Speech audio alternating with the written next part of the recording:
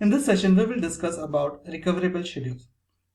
Now, for some schedules, it is easy to recover from a transaction and system failures, whereas for other schedules, the recovery process can be quite troublesome. In some cases, it is even not possible to recover correctly after a failure. Hence, it is important to characterize the types of schedules for which recovery is possible, as well as those for which recovery is relatively simple. Now, these characterizations do not actually provide the recovery algorithm.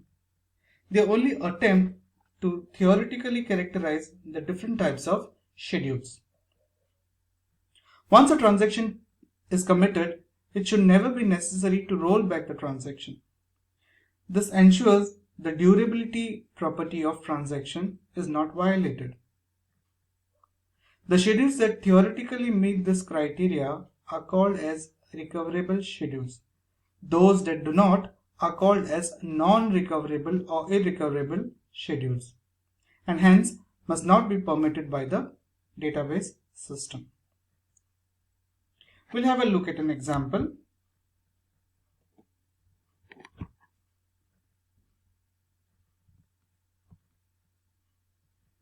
Now here we have a transaction, a schedule with two transactions, transaction T1 and transaction T2. You can see that this is a serial schedule and a consistent schedule. The instruction in transaction T1 executes first, followed by the instructions in transaction T2, which commits first, followed by the commit from transaction T1. As we have already discussed that once a transaction has been committed, it should never roll back the transaction. That means once a transaction has committed, the transaction will write the data to the database permanently.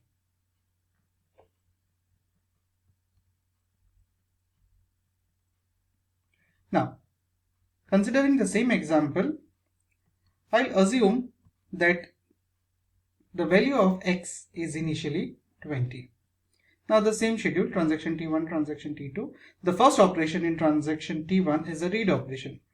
Now this read operation reads the data directly from the database. So the value that is read over here is 20. An operation performed on this value will increase the value to or change the value to 30, that is 20 plus 10, 30. The write operation over here. The write operation will write this data to the local buffer. So basically this updation is being carried out in the local buffer. So in the local buffer, the value of x is 30, whereas in the database, it continues to be 20 as of now. Next, the execution of transaction T2 begins. So now over here, transaction T2 reads the value that has been updated by transaction T1.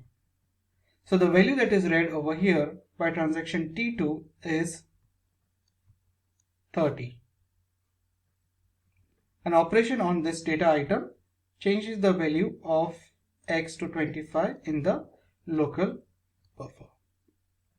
So now the value in the local buffer is updated to 25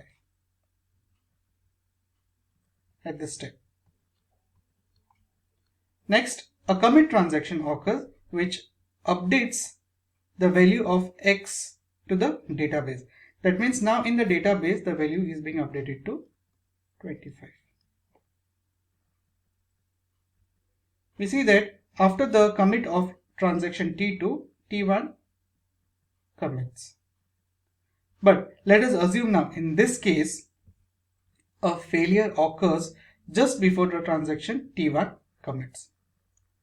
So since a failure occurs at this particular point, transaction T1 is not able to commit. That means transaction T1 is not able to update the changes in the database. So what happens is whatever operations were carried out by transaction T1 are to be rolled back. So undo this operation, undo this operation, undo this operation. That means when it undoes all this operation, the value should be whatever was there in the beginning. So original value should be reflected back. That means the original value of x should be now 20.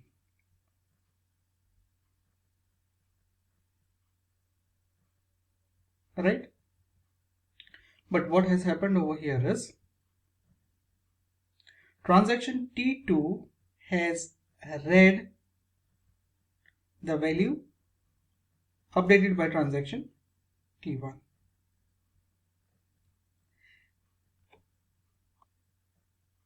Now since the transaction T1 rolls back, transaction T2 also has to roll back. When the unrolling process is being carried out for transaction T1, the original value of x should be 20. But now it shows the value as 25. That is because of transaction T2 that has committed before transaction T1. Now as we have said, a committed transaction will never roll back. That means this particular state of the database is an inconsistent. So it takes your database into an inconsistent state because this particular transaction committed prior.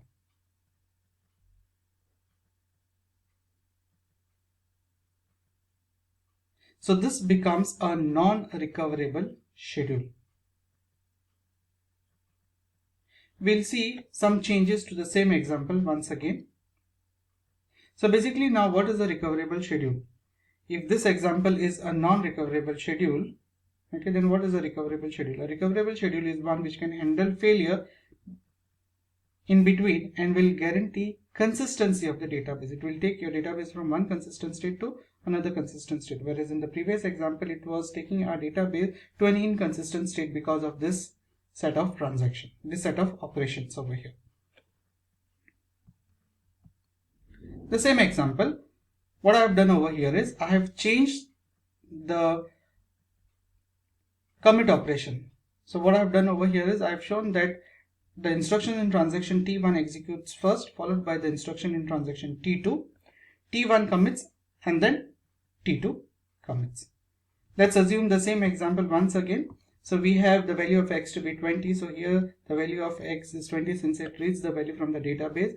The value of x is updated to 30 over here and it writes in the local buffer the value of x to be 30. So again it reads the value, T2 reads the value that has been updated by T1. So here the value of x is 30, here the value of x is 25, and here the value of x in the local buffer is 25. Now before the commit operation, if we make an assumption that a failure occurs before the commit operation.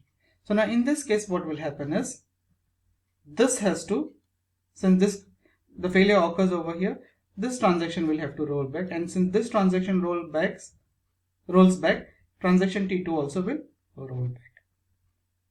So in this case, when the failure occurs over here, the rollback will be proper. So what will happen is the actual value of x will be maintained. That is, value of x will be 20.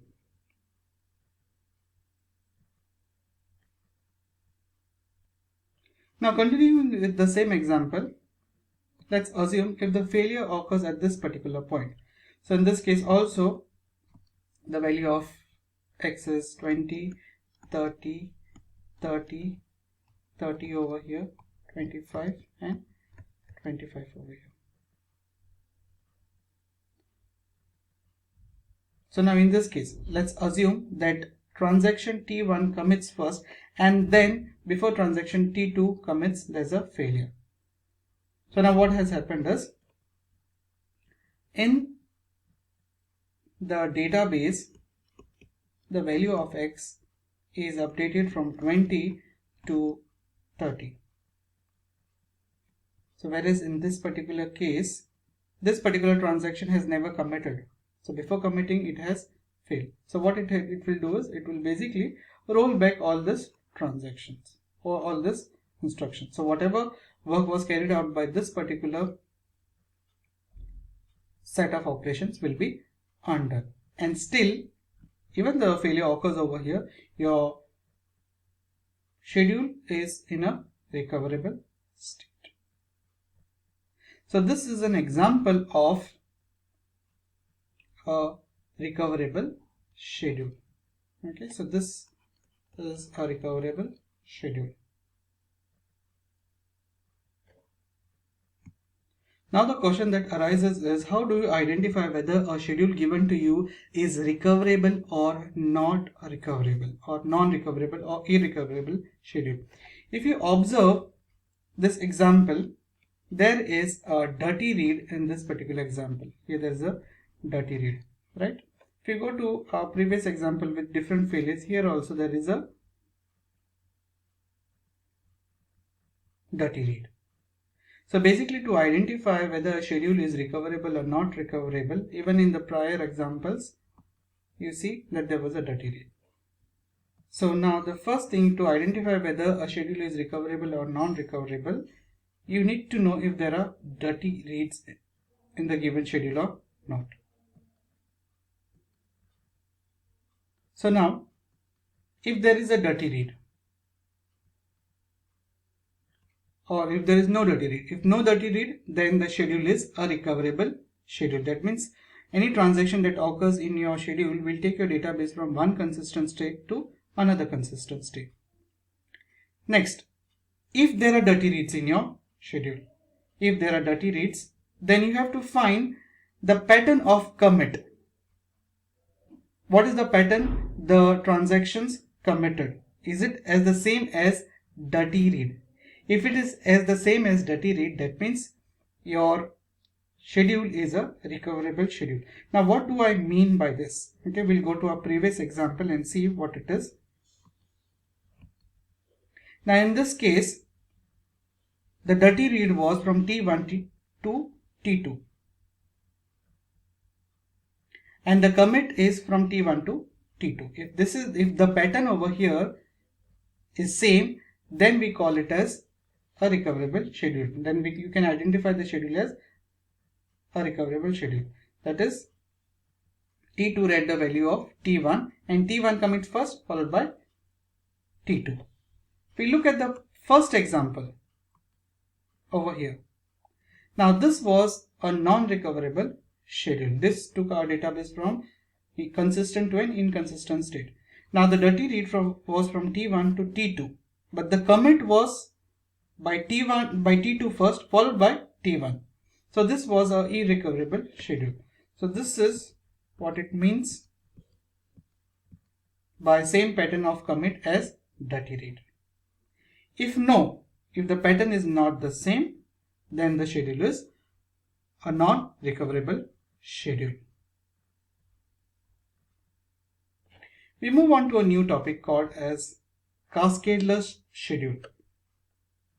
In a recoverable schedule, no committed transaction ever needs to be rolled back.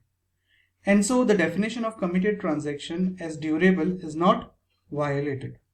However, it is possible for a phenomenon called as cascading rollback, or also called as cascading abort, to occur in some recoverable schedules. When an uncommitted transaction has to be rolled back because it read an item from a transaction that failed. We'll see some examples of this cascadeless schedule. Now here we have transaction T1, transaction T2, transaction T3. Now in this schedule, there are dirty reads. T2 reads the value of T1 and T3 reads the value of T2. Now, before T1 or T2 or T3 commits, there is a failure over here. Now because of this failure, because of the first failure, this will roll back. Because of this, the second transaction has to roll back. And because of this, the third transaction also has to roll back.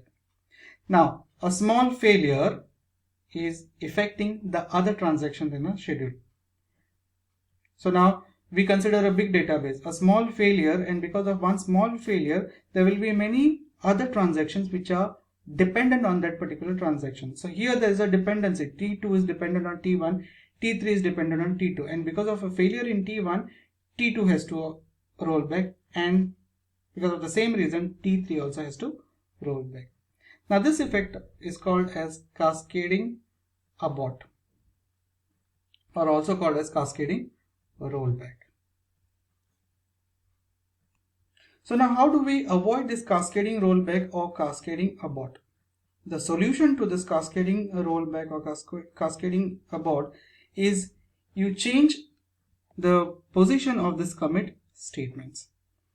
So the solution in this case is we move or we commit the transaction after transaction T1 immediately after it updated the value of X.